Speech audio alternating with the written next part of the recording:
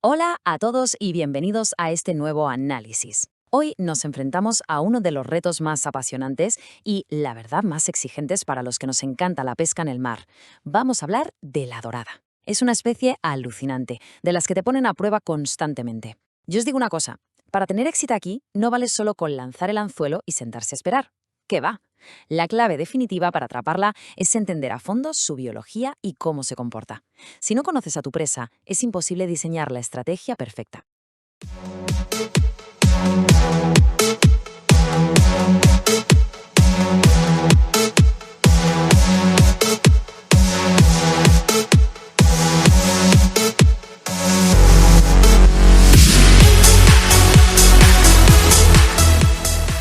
Bueno, pues vamos al lío. Fijaos, este es el plan para hoy. Primero, conociendo la dorada. Segundo, su hábitat y temporada.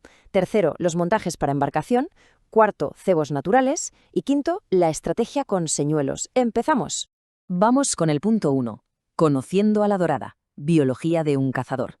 A este pez hay que tenerle un respeto absoluto. No es un rival cualquiera. Tiene una inteligencia espectacular, una memoria que le permite aprender de sustos previos y, sobre todo, es súper desconfiada. Su astucia nos obliga a estar siempre alerta y un paso por delante. Y la razón principal de este respeto que le tenemos está literalmente en su boca. Imaginad esto. Tiene entre 4 y 6 colmillos incisivos en la parte frontal y detrás tiene hasta 5 filas de molares.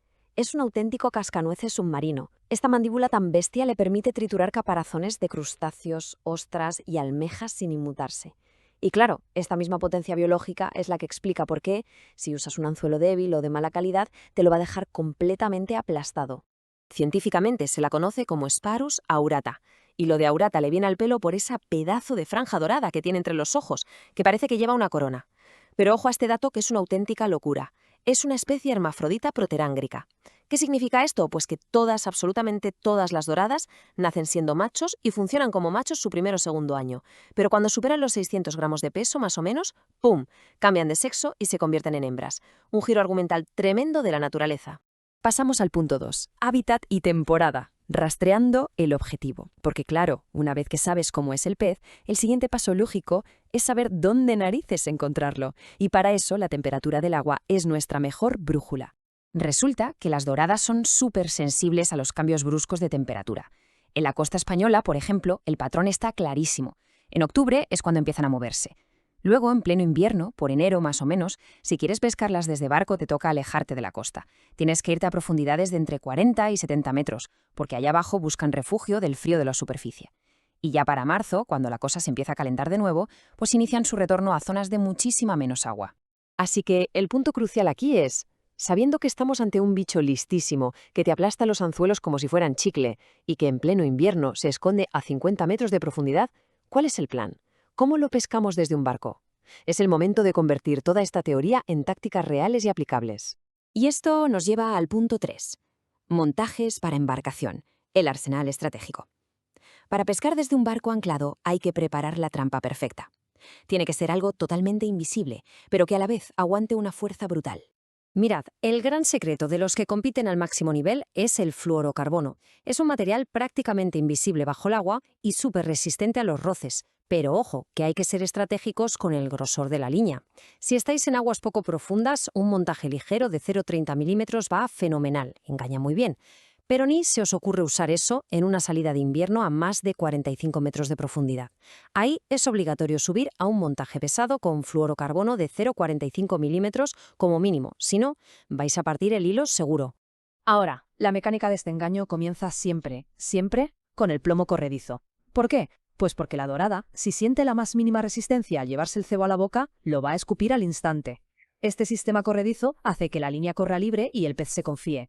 A esto le sumas la línea de fluorocarbono que acabamos de comentar, y para rematar, la defensa definitiva contra esa boca de la que hablábamos antes, anzuelos de carbono tipo chino en tamaños grandes del 2,0 al 4,0. Son los únicos que pueden aguantar ese mordisco. Vamos con la sección 4.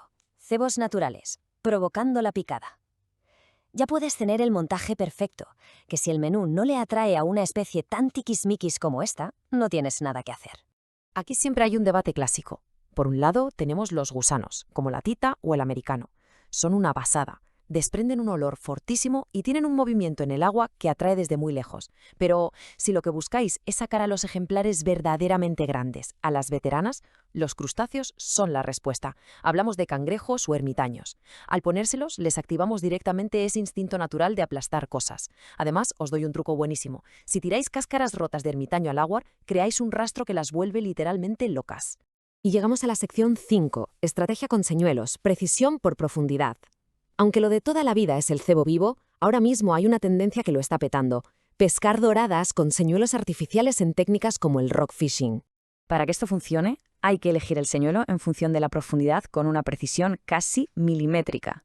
Si estamos en aguas súper bajitas, entre medio metro y 1 metro con zonas de algas, tirad de señuelos de superficie. Los recoges haciendo un zigzag súper rápido y es un reto visual que no pueden resistir. En cambio, si la zona es un pelín más profunda, entre 1 y 3 metros, cambiamos a señuelos hundidos de tipo vibración. Los dejas caer al fondo de arena y vas dando pequeños tirones para levantar polvillo. Queda idéntico a un cangrejito intentando escapar de la zona. Lo que es realmente fascinante aquí es la psicología del color. No se trata de elegir el señuelo que te parezca más bonito, sino de imitar lo que hay en el agua. Si el agua está cristalina, mete tonos cálidos como naranjas o verdes, son los que más pican. Si pescas sobre fondos de arena o roca, ponle un marrón que simule a los cangrejos, es letal. Y si te das cuenta de que hay crías de pez nadando por ahí, usa un señuelo transparente. Es mano de santo para engañar la vista de francotirador que tienen. Bueno, pues con esto llegamos al final de nuestro análisis. Hemos repasado de todo: esa dentadura que da miedo, cómo cambian de sexo, sus viajes de invierno, cómo hacer que tu montaje sea invisible y los secretos de los señuelos. Tenéis toda la información súper masticada. El mar está ahí fuera y la dorada sigue siendo el gran reto. Así que os dejo con una pregunta. Con todo este arsenal que acabamos de ver, ¿qué táctica vais a utilizar primero en vuestra próxima salida en barco? Nos vemos en el próximo análisis.